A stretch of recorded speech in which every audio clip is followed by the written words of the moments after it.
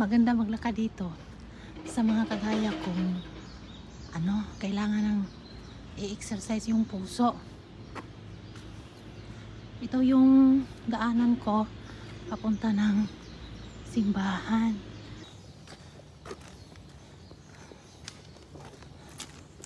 Lumabas ang araw bigla. Exercise.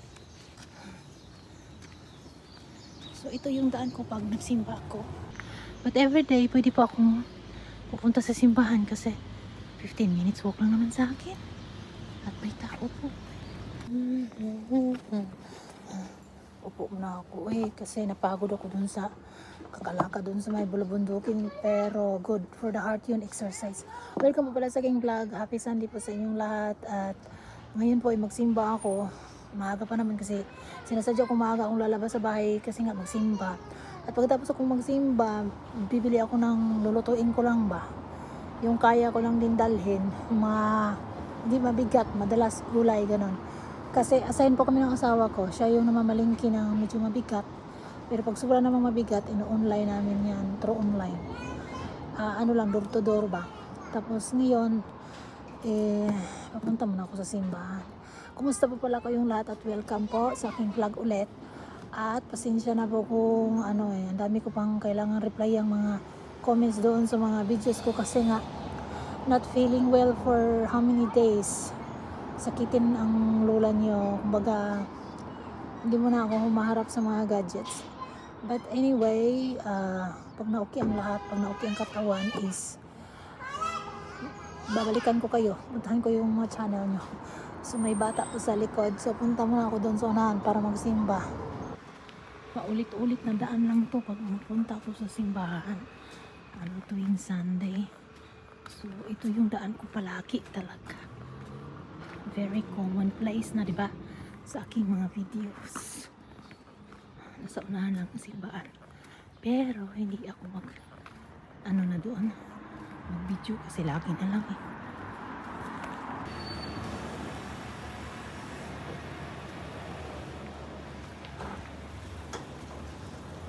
Yan na pong simbahan, no? Anong ka?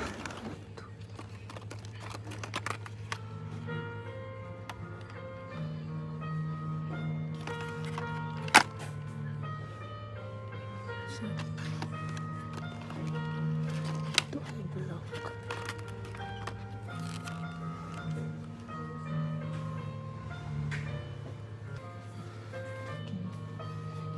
Dito lang binibili ko kailangan sa buhay. Marami pong pampaganda dito.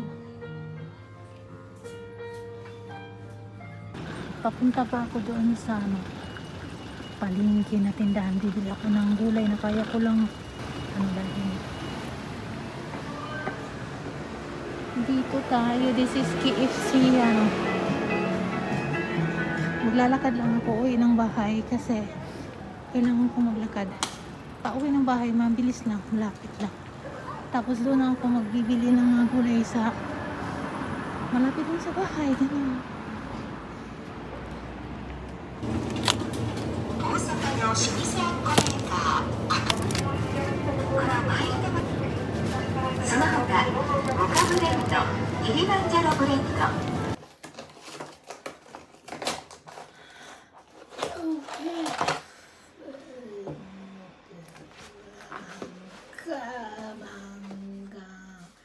Chururong. Laki doy. Ang laki ng mangga.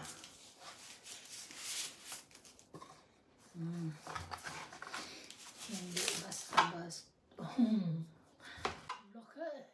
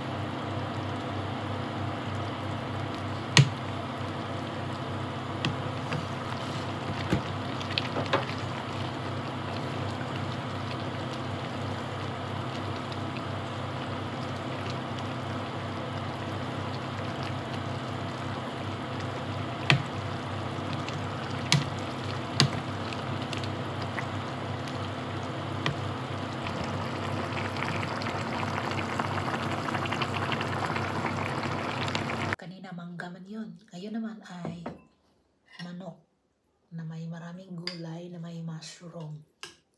Kain po tayo sa inyong lahat pala, no?